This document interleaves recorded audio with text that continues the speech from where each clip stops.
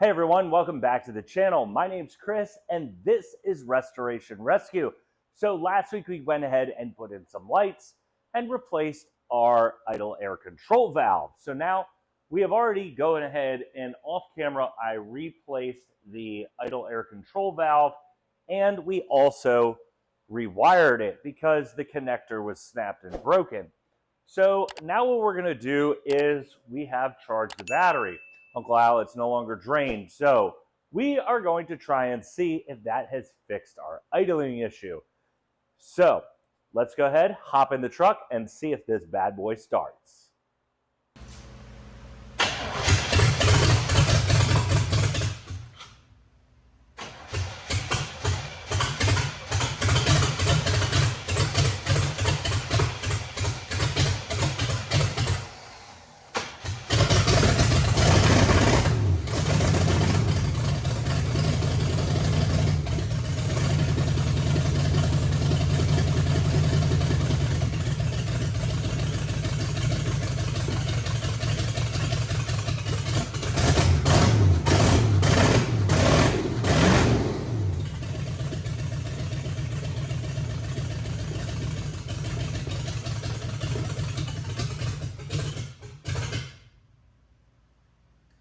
All right, so as you heard, it had a little bit of trouble starting. Also, what we noticed is now there's a light on in the dash for the brakes. So I think that might have some issues with our moving. When we do, there is the e-brake light that is staying on, even though it's not on. So maybe they're frozen in the back. We gotta get that up, knocked around and see if we can get them loose. But what we do see is that idle air control valve, not the idle air control valve, the throttle position sensor is adjustable. So I did move it up a little bit. So now we're going to try and see if it starts and runs.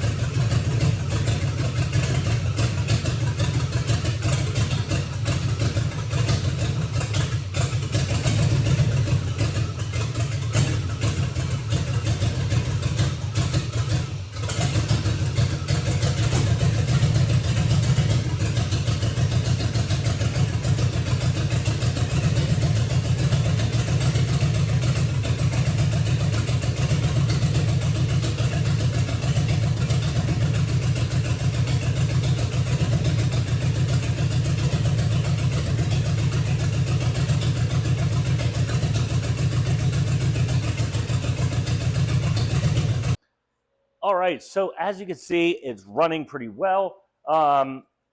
Just a little rough at the beginning. You have to give it a little bit of gas. Could be that it's old gas that's in there. I did put some octane booster in it. It's running great. I can breathe in here. So before, when we were starting and when it was having gas, it was rich. Really, really, really, really rich. So we've adjusted the timing. I have to tighten down the timing and get that squared away. I put a timing light on it. Off camera, it's running pretty well, so that's pretty good. I do have some sort of air pocket in our air system or in our coolant system, so I had to get the front end up there. But we also have a ABS light on now, so or a parking brake light on that won't go off. And I think maybe our parking brake is stuck. And now, because the car wants to go forward and back, it really can't because we have a stuck caliper or a brake. So what I'm going to do is we are going to try and keep trying to rock it back and forth, maybe loosen it up, raise the rear end, and see if I can move the tires. If that's the case and it still doesn't shift, then we have a problem, which I don't think I have because when I put it in reverse, sometimes it rolls a little bit and then immediately stops, same as in drive. So that's a good sign. We're pretty good on fluid. I need to put maybe a tad more of fluid in the transmission, but otherwise that's good to go.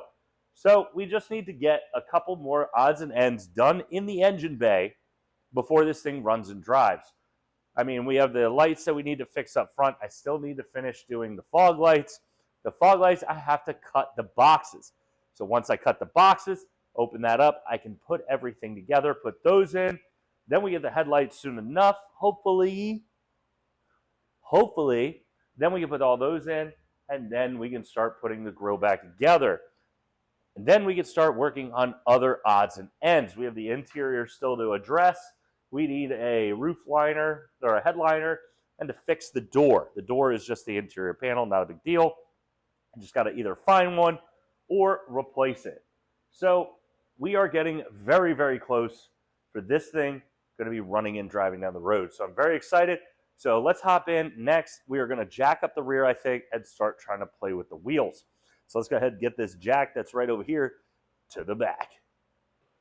So actually, just kidding. We're going to actually start at the front, jack up the front, open up the cooling system, and see if we can get the air bubble out, because our top pipe is ice cold. And I know that means there's a bunch of bubbles in here. So we're going to try and jack up the front end, give it something, run it, add more coolant, and just try and burp the system. So let's go ahead, and we're actually going to start with the jack in the front, not the back. There's still some shifting issue. We still got to figure out what's going on there. The fluid seems to be okay at level. It just won't shift. So I got to figure that part out. It might be a bad torque converter. I don't know. Or maybe my rebuild was trash. So, yeah. Let's go ahead and jack this thing up.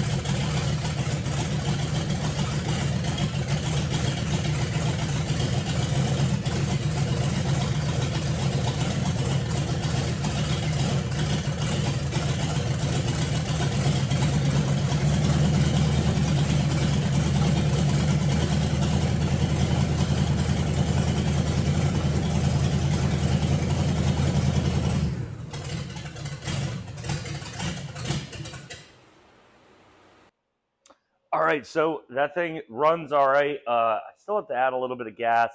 So I think maybe I have a gas issue, or maybe something wrong with those injectors. So I might go and swap those out.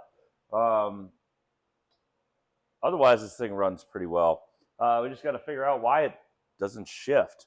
So the cooling is now situated. This is hot. So before it was not. So this being hot means the thermostat has opened, which means the car was trying to cool itself down. That fan came on, which means good news. So it works. That's the good news there. But hey, this is hot, which is good news because the thermostat is opening now, and that air bubble is pretty much out of it. There might be still a little bit in there because I don't feel any fluid right now in the tube, but that's okay. We're moving up in the world. I probably need to buy more fluid. I did just put a whole new gallon in, and I didn't think that it would just drain all in. I thought it would stay in a cup. But it went right in. Okay, but now what we're going to do is we are going to try and now jack up in the rear, because I want to get the rear end up and see if maybe I can get the wheels spinning while I shift, because if that happens, maybe it's just not enough power. And that could be something, maybe torque converter modulator, something of that nature, maybe the governor, but we need to get in and figure that out. So we're going to drop the front end and we're going to raise the rear end.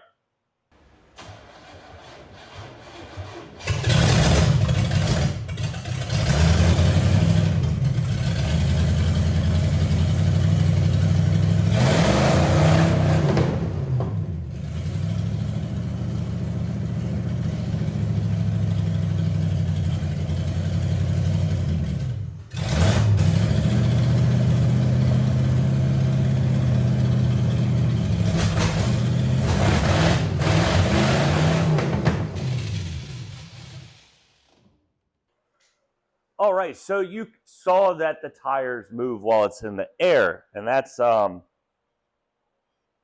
concerning. At the same time, it's not. So the good thing is that it moves. The bad thing means that there are three things that it could be.